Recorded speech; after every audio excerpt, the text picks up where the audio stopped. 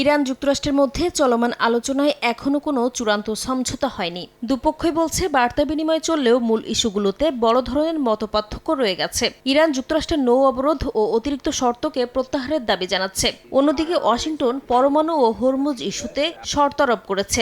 দুপক্ষের এই অনড় অবস্থানের কারণে মধ্যপ্রাচ্যে উত্তেজনা দিন দিন বেড়েই চলেছে। চলমান পরিস্থিতির মধ্যে কৌশলগত হরমুজ প্রণালীকে ঘিরে কঠোর অবস্থান পুনর্ব্যক্ত করেছে ইরান।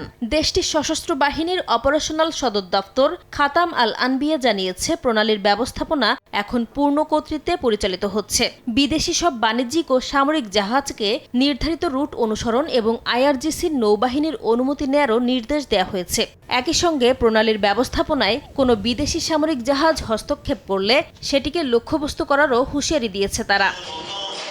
এদিকে ইরানের সর্বোচ্চ ধর্মীয় নেতা মোস্তফা খামেনির একজন সামরিক উপদেষ্টা মোহসেন রেজাই বলেছেন, যুক্তরাষ্ট্র নৌ অবরোধ অব্যাহত রেখে কূটনীতির সঙ্গে বিশ্বাসঘাতকতা করছে। সামাজিক যোগাযোগ মাধ্যমে দেয়া এক পোস্টে তিনি জানান, ওয়াশিংটন আলোচনার কথা বললেও বাস্তবে সামরিক চাপ বাড়াচ্ছে, যা কূটনৈতিক প্রচেষ্টাকে দুর্বল এবং সংকটকে আরও গভীর করছে।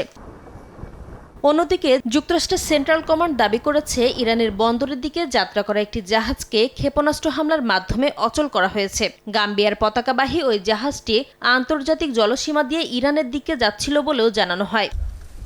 হরমুজ প্রণালী ঘিরে নতুন করে আলোচনায় এসেছে ট্রানজিট ফি ইস্যু। কাতার জানিয়েছে, স্থায়ী টোল ব্যবস্থা তারা সমর্থন করে না। কারণ হিসেবে বৈশ্বিক ভোক্তার উপর চাপ বাড়ার বিষয়টিকে তুলে ধরেছে তারা। তবে সাময়িক বা নির্দিষ্ট সময়ের জন্য ফি আরোপ নিয়ে আলোচনা করা যেতে পারে বলেও জানিয়েছে দোহা।